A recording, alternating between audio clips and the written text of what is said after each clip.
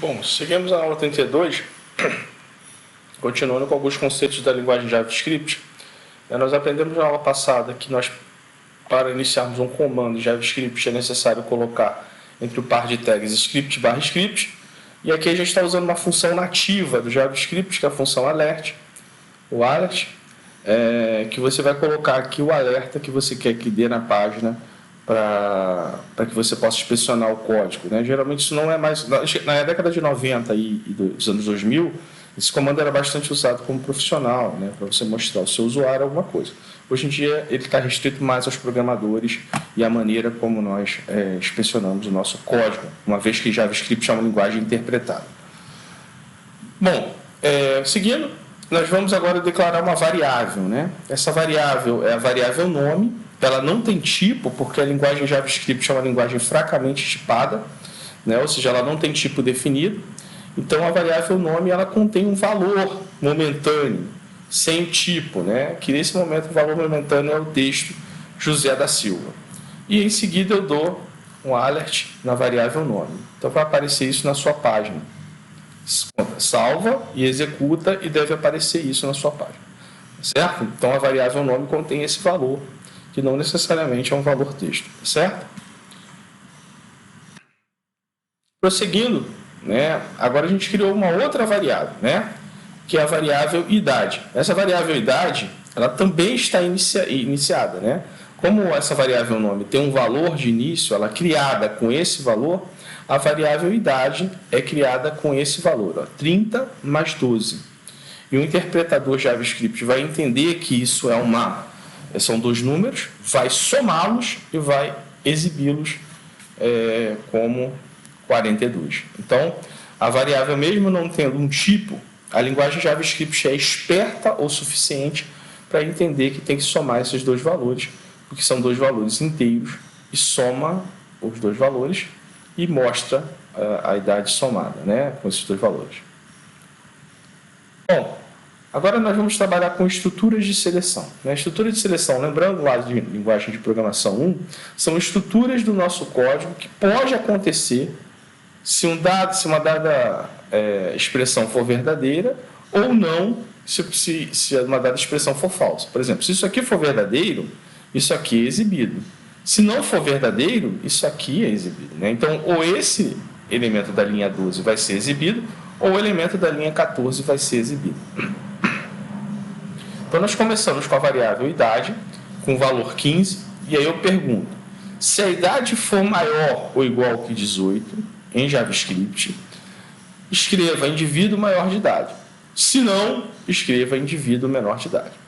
E é o que o código vai acontecer.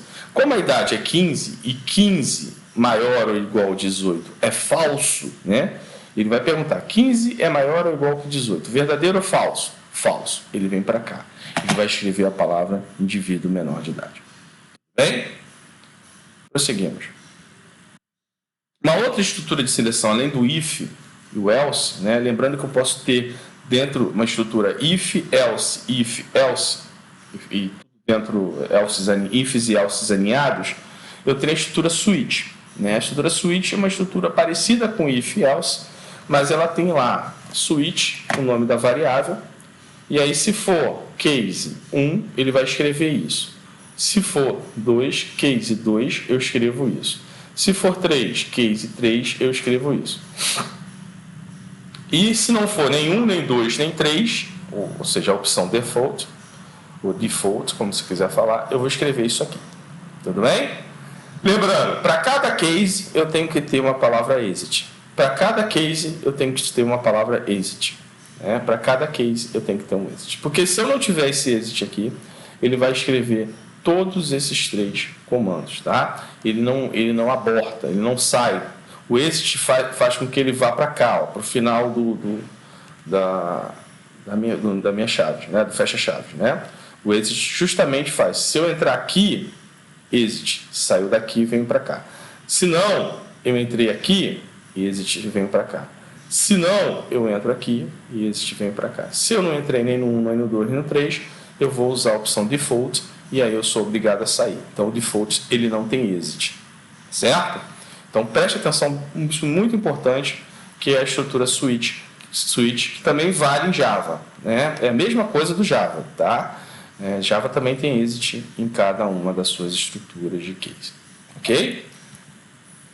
Então, como o dia é 4, né, ele não vai ser nenhum, nem 2, nem 3, então ele vai escrever a opção default, que é hoje não é domingo, nem segunda e nem terça.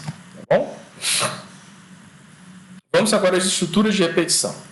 Estruturas de repetição são estruturas que vão se repetir ao longo do processamento do programa, né? Por exemplo, se eu perguntar para vocês quantas pessoas moram na sua casa e eu começar pelo primeiro aluno, eu vou ter que fazer isso 20 vezes até o 20º aluno. Então, é uma repetição, tá? É uma repetição. Agora, se eu for perguntar dentro da turma, né, para os 20 alunos, só para os meninos ou só para as meninas, eu vou ter uma estrutura de repetição, porque eu vou ter que perguntar para 20 alunos e vou ter que, quando eu perguntar, eu vou ter que fazer uma seleção, se é uma menina ou se é um menino. Porque se for uma menina, eu não vou perguntar, só vou perguntar se for um menino. Então, eu tenho ali uma estrutura de repetição juntamente com uma estrutura de seleção. Isso é de LP1, mas vale a pena a gente relembrar.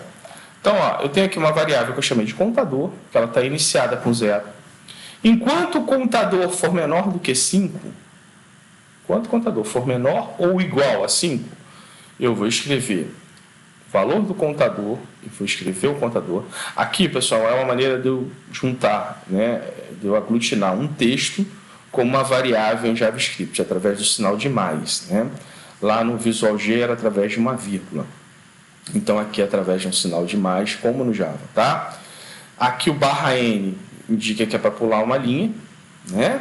E enquanto eu vou escrevendo, eu vou aumentando o contador de 1. Então, o contador era 0, passa a ser 1, era 1, passa a ser 2, 3, 4, 5, até quando ele chegar no 6, né? Aí ele sai desse enquanto, porque 6 é menor, 6 menor ou igual que 5 é falso, né? Então, ele não entra dentro desse enquanto, tudo bem? Ele vai escrevendo aqui, eu imprimi o caso 0, mas ele vai fazer 0, 1, 2, 3, 4, 5. Fechado? Além do enquanto, eu tenho for, né? O for, o enquanto, eu tenho para quando eu não sei quantas vezes isso vai repetir, né? O enquanto geralmente é usado para isso, né? Quando eu tenho uma pergunta de um usuário que deseja continuar, eu uso o enquanto, né? Porque eu não sei até quando o usuário deseja repetir o contador, né? Agora aqui nesse caso a gente sabe. O for não, o for eu já sei quantas vezes eu vou repetir. Então eu vou repetir aqui do 0 até o 5, indo de 1 em 1, do 0 até o 5, inclusive o 5, indo de 1 em 1. Então ele vai escrever aqui 6 vezes, certo? Então são as mesmas estruturas de repetição, for e while, só que o while eu uso quando eu sei quantas vezes eu vou repetir, mas eu também não sei, eu também uso quando eu não sei quantas vezes eu vou repetir. Tudo bem? Fui claro? Se eu não fui tão claro assim, me pergunte, por favor. Então está aqui a estrutura sendo usada para o for, certo?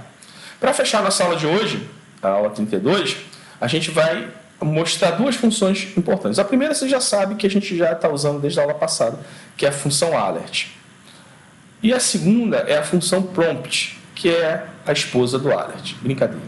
Não, a prompt e a alert se complementam, tá? Nem sempre esposo se complementam. Piadinha sem graça. Bom, a primeira função nativa apresentada é a função alert, que serve para exibir uma mensagem em uma janela pop-up, né? Então, ele exibe a mensagem na janela.